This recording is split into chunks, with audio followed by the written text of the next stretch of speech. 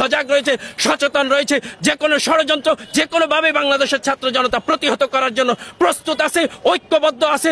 যদি অনেকে আমাদের মধ্যে বিভাজনের জন্য চেষ্টা করছে, আমরা জানি খুনি হাসিনা এবং তার দোষরদের ব্যাপারে বাংলাদেশের ছাত্র জনতা এক এবং অভিন্ন আছে, ঐক্যবদ্ধ আছে। আমরা যে কোনো ষড়যন্ত্র প্রতিহত করবো এবং সরকারকে উদাত্ত আহ্বান রাখবো, অতি দ্রুত ইসকন সহকারে যে সমস্ত জঙ্গিরা আছে হিন্দুত্ববাদী তাদেরকে অবিলম্বে নিষিদ্ধ ঘোষণা করতে। পাশাপাশি আমি একটা কথা বলে দিতে চাই, ইসকন আর হিন্দু এক নয়, সনাতনী এক নয়, সকল সনাতনী খারাপ নয়, আর সকল ইসকনকেই অবশ্যই নিষিদ্ধ ঘোষণা করতে হবে। যারা ইসকনের ব্যানারে আজকে সন্ত্রাসী কর্মকাণ্ড চালাচ্ছে, ভিডিও ফুটেজ আছে, ভিডিও ফুটেজের মাধ্যমে দেখে তাদেরকে শুধু গ্রেপ্তার করলেই হবে না, দ্রুত বিচার ট্রাইব্যুনালের মাধ্যমে অথবা ইন্টারন্যাশনাল ক্রিমিনাল যে কোর্ট আছে, যে আন্তর্জাতিক অপরাধ ট্রাইব্যুনাল, সেখানে তাদেরকে এনে অতি দ্রুত তাদের বিচার করতে হবে এবং সেটা কার্যকর করতে হবে।